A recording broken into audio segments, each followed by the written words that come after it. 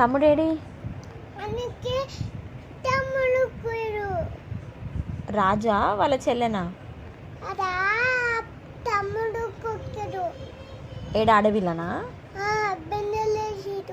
చిట్కెనలు బిందెలేసిరా? తర్వాత ఏమైంది బిందెలా?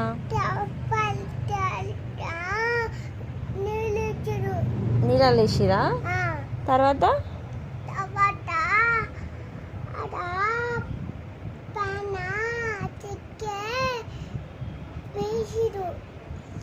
చిన్న పాప వచ్చిందా బిందెలకి?